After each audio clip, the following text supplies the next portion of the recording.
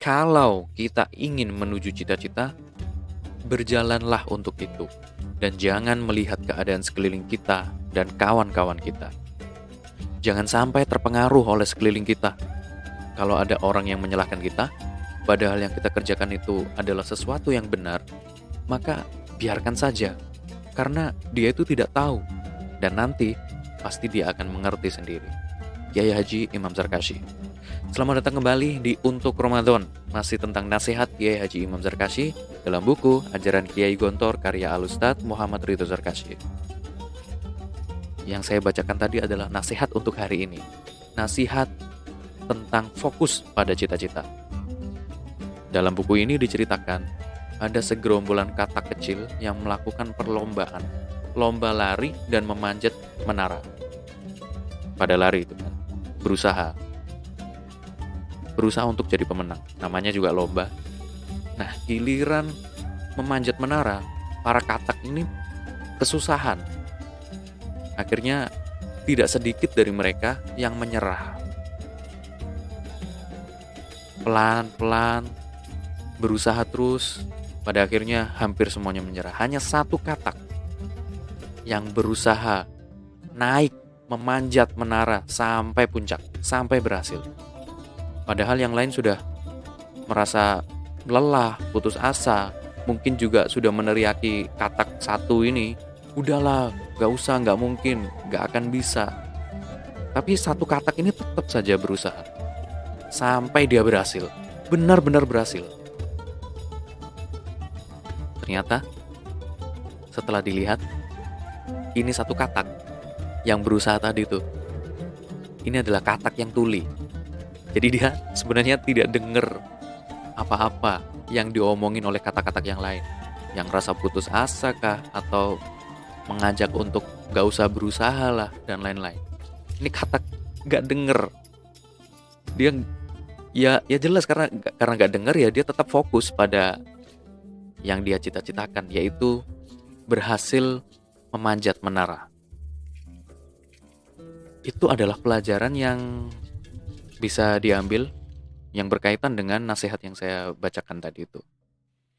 Artinya, fokus saja pada cita-cita. Misalkan kita ingin menjadi seorang news anchor misalkan, atau penyiar radio. Ya sudah, fokus saja. Bodoh amat orang lain mau bilang suaramu jelek, orang lain bilang kamu tidak pantas karena masalah fisik kah, atau masalah kecakapan dan lain-lain. Itu tidak perlu didengarkan. Sepanjang kita fokus untuk meraih cita-cita itu, maka kita akan dapat. Suatu saat akan dapat. Artinya gini, fokus itu berarti bukan berarti kita hanya memikirkan cita-citanya saja ya, tapi juga ada usahanya. Tetap berusaha. Misalkan seperti yang saya contohkan tadi, pengen jadi penyiar radio misalkan, meskipun suara kita jelek, tidak apa-apa. Latihan, belajar. Orang-orang lain bilang, apa kamu itu percuma latihan, suaramu tetap saja jelek gitu. Bodoh amat. Tetap saja latihan, lama-kelamaan Anda akan terbiasa dan siap untuk menjadi seorang penyiar radio atau menjadi seorang penyanyi dan lain-lain.